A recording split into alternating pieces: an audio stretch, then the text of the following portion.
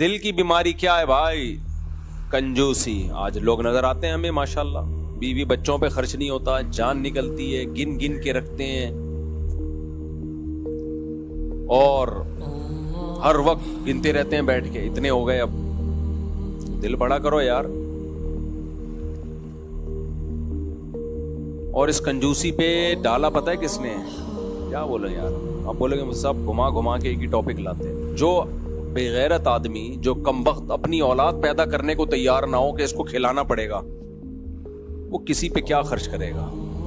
آج بچے کیوں روکے جا رہے ہیں؟ خرچہ زیادہ ہوگا.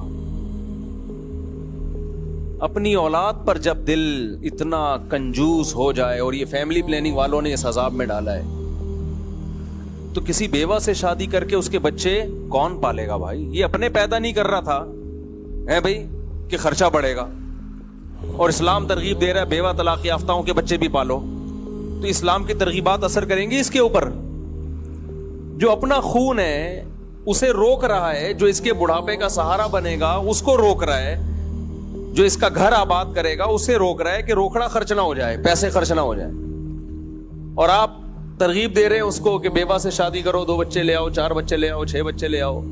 تو فیملی پلاننگ والوں نے جتنا کنجوس بنایا ہے نا انسان کو, گوروں نے, انگریزوں نے, یہ ساری تحریکیں وہاں سے چلی ہیں. جتنا کنجوس ان کمبختوں نے بنایا ہے, اتنا انسان کو کنجوس کسی نے نہیں بنایا. اسلام تو دل بڑا کرنے کا حکم دیتا ہے. اسلام کہتا ہے کماؤ بھی, خرچ بھی کرو. یہ لوگ نکاح سے کیوں روکتے ہیں, بیوی لانے سے کیوں روکتے ہیں؟ بھائی خرچے بڑھ جائیں گے, تو پہلے اسٹیبل ہو جاؤ, پہلے اپنے پاؤں پہ کھڑے ہو جاؤ, پہلے اتنا کماؤ. اسلام نے اسی کنجوسی کی جڑیں کاٹ ڈالی. اسلام نے کہا نہ بھائی, جس کو تم گھر میں بیوی بنا کے لاؤ گے, کسی کی بیٹی ہوگی نا, وہ تو باپ بھی تو خرچ کر رہا ہے نا, تو تم خرچ کرو. اے اللہ پیسے نہیں ہیں, اللہ نے کہا کوئی بات نہیں, یکونوا فقراء یغنیہم اللہ من فضلہ, اللہ پہ توکل کرو, اللہ غنی کر دے گا. اسلام صرف خرچ کرنے کی ترغیب نہیں دیتا, پالیسیاں بنا کے دیتا ہے, ٹھیک ہے نا, قوم کو خرچ کرنے پر لاتا ہے. انگریز صرف اوپر اوپر سے ترغیب دیتا ہے, کام سارے وہ کر دیے اس نے جس سے انسان کنجوس بن جائے.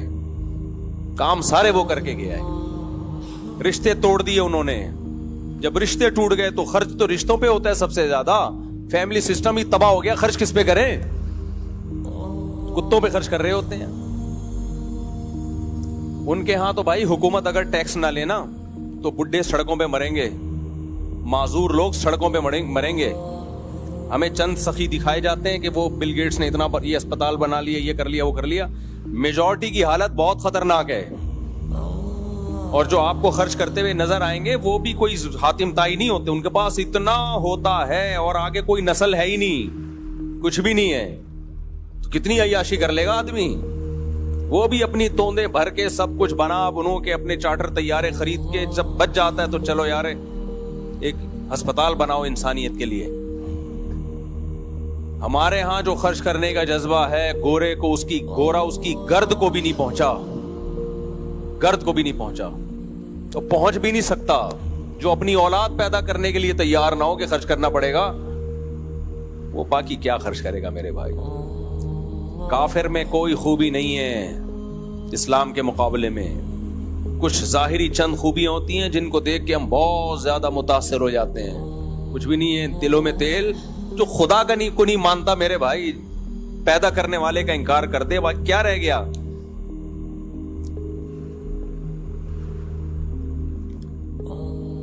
تو کنجوسی کہاں کی بیماری ہے بولو؟ دل کی. ہارٹ اسپیشلسٹ 2 طرح کے ہوتے ہیں.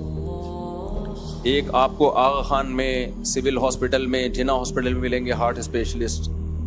وہ آپ کو بتائیں گے آپ کی ہارٹ بیٹ صحیح ہے یا نہیں ہے, آپ 2 شادیاں کر سکتے ہو یا نہیں کر سکتے, دل میں اتنی طاقت ہے یا نہیں ہے. اچھا, ہارٹ کے جو اکثر اسپیشلسٹ ہیں ان میں 2 کی طاقت نہیں ہوتی. کمال کی بات ہے یعنی ان کے دل میں اتنا تپڑ نہیں ہوتا. جب بھی کسی ایسے ڈاکٹر کے پاس جائیں نا, آپ کہیں میرا آپریشن ڈاکٹر صاحب وہ ڈاکٹر کرے گا جس کی 2. خیر یہ میں ٹاپک سے ہٹ رہا ہوں, کیا کروں, میں بھی شرارتی آدمی ہوں نا, تو ہٹتا رہتا ہوں ٹاپک سے. کمنٹس میں لوگوں نے لکھا ہوتا ہے یہ نہیں سدھرے گا. میرے بارے میں کمنٹس میں لوگوں نے لکھا ہوتا ہے جب میں 2 شادیوں پہ بات, جو تپے میں ہے نا مجھ سے, جو خواتین خاص طور پہ خواتین نے لکھا ہوتا ہے یہ نہیں سدھرے گا, یہ بہت ڈھیٹ آدمی ہے, یہ نہیں سدھرے گا. تو بغض کا پیدا ہو جانا, کینہ دل میں, تو یہ ہارٹ اسپیشلسٹ جو ڈاکٹر ہوتے ہیں یہ ہارٹ اسپیشلسٹ ہوتے ہیں مادی دل کے, اس دل کے ہوتے ہیں جو ہمارے سینے میں دھڑک رہا ہے. یہ بتائیں گے بھائی یہ دل آپ کا مضبوط ہے, کمزور ہے, کیا ہے, وغیرہ وغیرہ. لیکن جو اللہ والے لوگ ہیں, اہل اللہ ہیں, وہ ہارٹ اسپیشلسٹ ہوتے ہیں روحانی دل کے. اور یہ خوب سمجھ لو, دل کو روحانی طور پر صحت مند کرنا یہ پیغمبروں کی تعلیمات کے بغیر ممکن نہیں ہے. اور جنہوں نے پیغمبروں سے سیکھا اور پھر انہوں نے پیغمبروں کے سیکھے ہوئے ہوں سے سیکھا, تو یہ سلسلہ صدیوں سے آج تک چلا آ رہا ہے. تو اس لیے دل بنتا ہے اہل اللہ کی صحبت میں. سمجھتے ہو؟ یہ ایسے ہے جیسے کوئی شخص گاڑی چلانا سیکھے اور انٹرنیٹ پہ دیکھ کے گاڑی چلانے کا طریقہ لکھے اور گوگل پہ سرچ کرے, تو کیا صبح و شام وہ طریقہ رٹا لگا کے یاد کرتا رہے گا؟ گاڑی چلانا آ جائے گی اس کو؟ نہیں آئے گی. اس کو بھائی انگلی سے پکڑ کے جب تک کوئی اسٹیئرنگ پہ نہیں بٹھائے گا اپنے ساتھ, کوئی ٹریننگ نہیں دے گا, وہ گاڑی چلانا نہیں سیکھے گا. ایسے ہی دل بنتا ہے اللہ والوں کی صحبت سے, جن کا پہلے سے بنا ہوا ہو دل. ان صاحب دل کے ساتھ بیٹھنے سے کیا ہوتا ہے؟ دل بننا شروع ہوتا ہے.